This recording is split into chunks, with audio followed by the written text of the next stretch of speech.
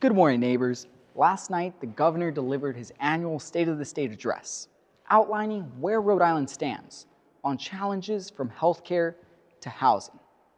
Today, I want to speak to you directly about the state of our capital city, Providence, and what our state government must do to better support our neighbors through meaningful legislation and intentional budget investments. Today, Providence is in a housing crisis. Nearly half of renters and more than a third of homeowners in our city are housing cost burdened, spending over a third of their income just to stay housed. With the median cost of a two-bedroom apartment now at $2,145 a month, Providence has been ranked the least affordable city in America. This is a crisis that demands action.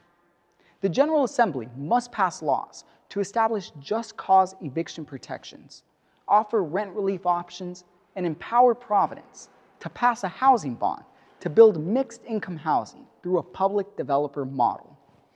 Furthermore, it is incumbent on Providence representatives and senators to publicly support the Providence City Council's rent stabilization ordinance, which is scheduled to be introduced later this month.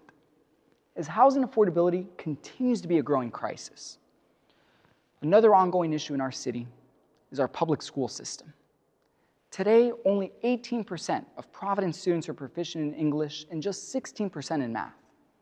While these numbers do not tell the full story of our students or their potential, they do point to deeper systemic issues in our school system. At the start of the 2025 school year, more than 70 of our Providence classrooms lacked a full-time teacher, while many of our schools are without enough social workers, psychologists, and behavioral health staff. The General Assembly must revise our state's education funding formula so districts like Providence receive the resources needed to support our multilingual learners, new arrivals, special education students, and essential staff. We must also invest in programs that help educators become certified in bilingual and dual language education.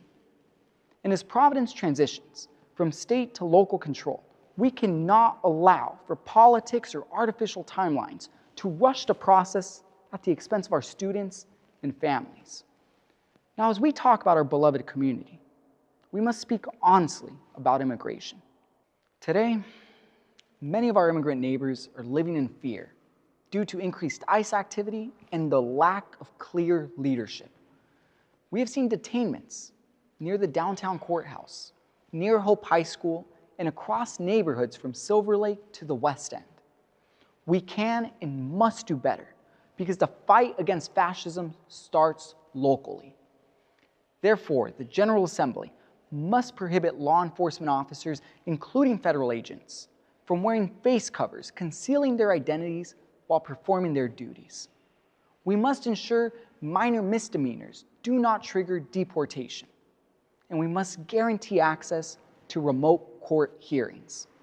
These are basic protections rooted in dignity and accountability. Now, neighbors, make no mistake, times are tough.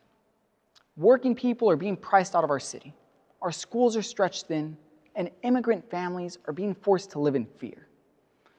But there is hope.